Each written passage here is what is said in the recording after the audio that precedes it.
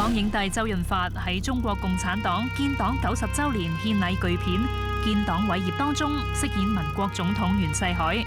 明星如雲嘅電影播出之後，輿論話題不斷，演技爐火純青嘅周潤發成為其中焦點。袁世凱後人袁氏家族聯誼會發表公開信，指責影片唔尊重歷史，聲稱袁世凱並未簽署喪權辱國嘅21條。又指影片將袁世凱嘅仔袁克定同埋袁克文嘅角色調亂，到底袁世凱嘅真貌係點樣嘅呢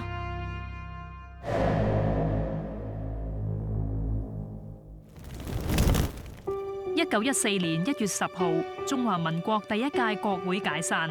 到咗5月，袁世凱下令廢除南京臨時參議院制定嘅臨時約法，同日頒布中華民國約法。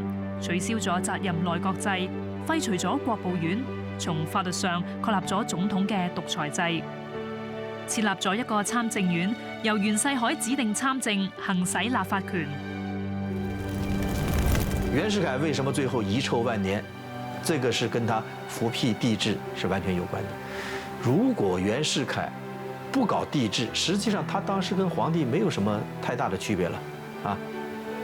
但是他搞了帝制，名義上這個就不行了，中華民國就變成中華帝國，他就遭到了各個階層的反對。孫中山自然不要說了，革命黨人早就要反對他，你不復辟帝制我都反對，你復辟帝制更我也找個借口。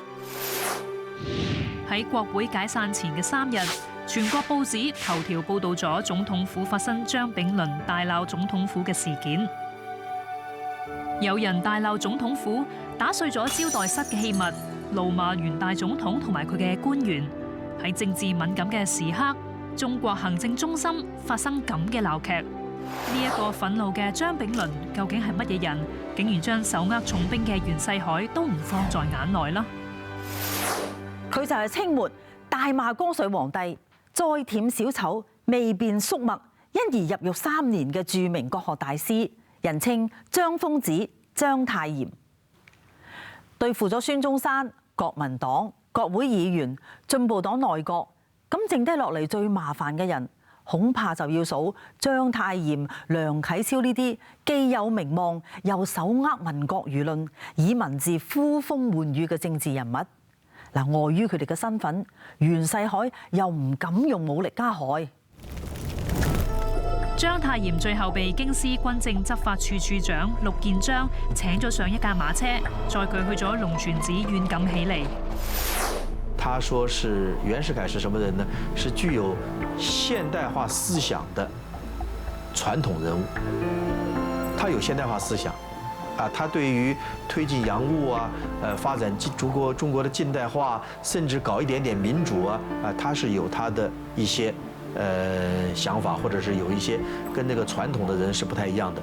但是最後說到底，他還是一個傳統人物，他仍然是一個傳統人物。因此你就可以怎麼理解？袁世凱當了臨時大總統之後，後來當上了正式大總統。正式大總統之後，再修改憲法之後，就變成了終身大總統。12月12號，由參政梁士儀等聯署修改總統選舉法嘅提案獲得通過。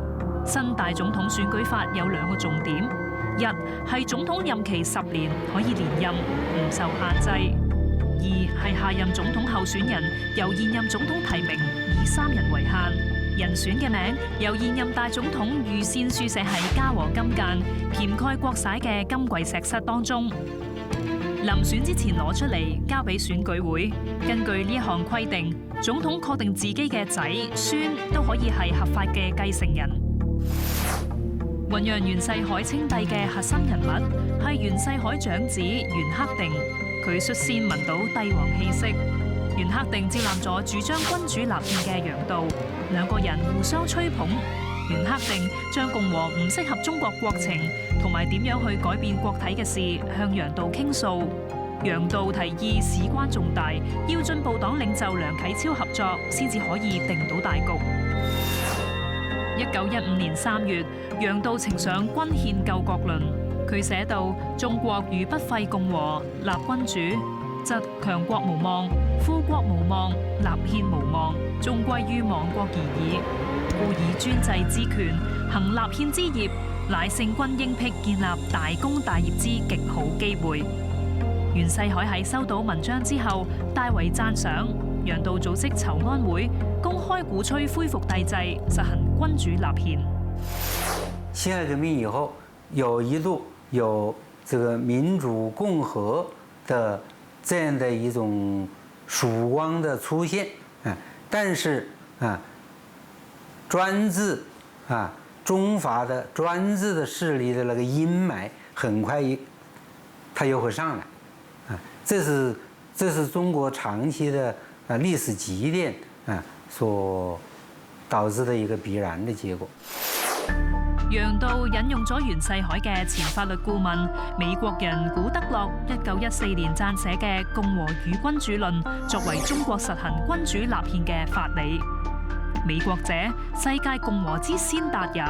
美人之大政治學者古德洛博士即言：世界國體，君主實較民主為優，而中國則猶不能不用君主國體。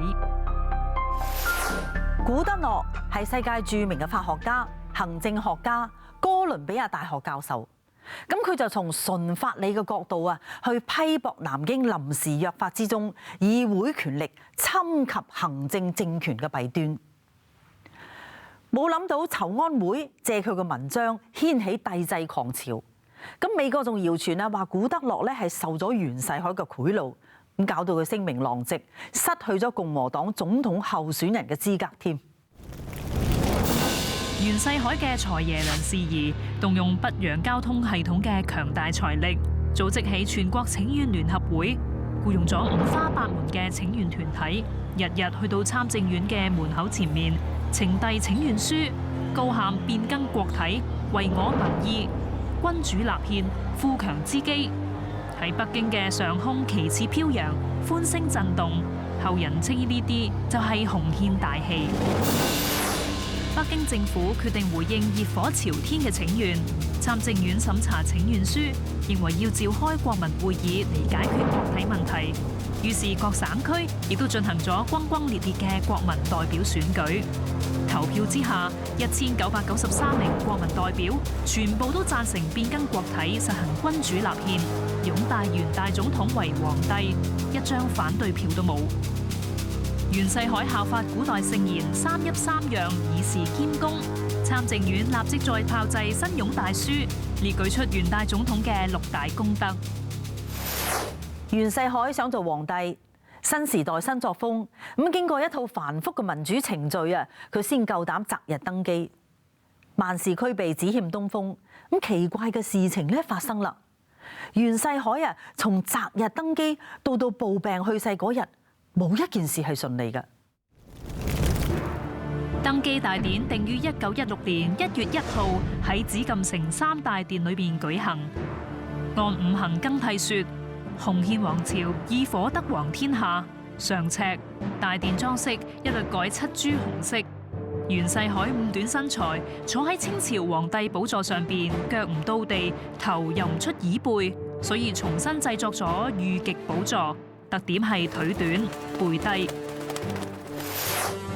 1915年12月13號早上，鞏衛軍司令突然通知在京嘅文武官員，皇帝早上9時3刻在居仁堂登基。吉時近，朝賀典禮喺袁世凱辦公地點居仁堂大廳之內提前舉行。袁世凱並未穿着早已經準備好嘅龍袍皇冠，而係穿着大元帥戎裝站立喺龍座旁邊，兩邊亦都冇儀仗，只有8個侍衛排列。由於冇司儀讚禮，朝拜秩序混亂，有人行3鞠躬禮，有人行跪拜禮，仲有人行3跪9叩嘅大禮。袁世凱受禮嘅時候，左手扶住龍座，右手屈向前邊，似乎喺度表示答禮。禮成告退嘅人議論紛紛，匡西聖典點解會咁倉促草率呢？甚至有人話：咁唔係喺屋企裏邊稱帝咩？又想做皇上，又怕見人。袁世凱嘅低調原因係邊度呢？佢係咪風聞舉國反對帝制嘅聲音，定係西方列強支持，使到佢要草率登基呢？洪憲王朝嘅命運係點樣？請繼續收睇下一節護國戰爭。